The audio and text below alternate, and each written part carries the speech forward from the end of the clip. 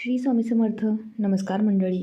महाराजांच्या या चॅनलवर तुम्हा सर्वांचं मनापासून स्वागत करते. तर चला मग व्हिडिओला सुरुवात करूया. हिंदू धर्मातील काही नियम. गुरुवारी अनेक गोष्टी करणे का टाळावेत? हिंदू धर्मात प्रत्येक दिवसाचे वेगळे महत्त्व आहे. दररोज वेगवेगळ्या देवी देवतांची पूजा केली जाते.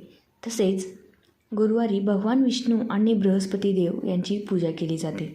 यासोबतच हा दिवस गुरुग्रहाशी देखील संबंधित आहे. त्यामुळे या दिवशी काही काम करणे शुभ मानले जाते आणि काही काम निषिद्ध मानले जाते, ज्यामुळे कुंडलीत गुरुग्रह कमजोर स्थितीत येत नाही.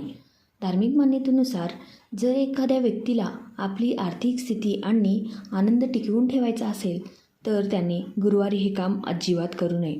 असे केल्याने घरातील सदस्यांवर वाईट परिणाम होतो. जाणून घ्या गुरुवारी कोणते काम निषिद्ध आहे. गुरुवारी महिलांनी केस धुवू नयेत. का धुवू नयेत? भारतातील लोकप्रिय समजुतीनुसार महिलांना गुरुवारी केस धुण्यास मनाई आहे. याशिवाय या दिवशी केस कापणे आणि इत्यादी गोष्टींवर बंदी आहे. यामागे ज्योतिषशास्त्रीय कारणही आहे.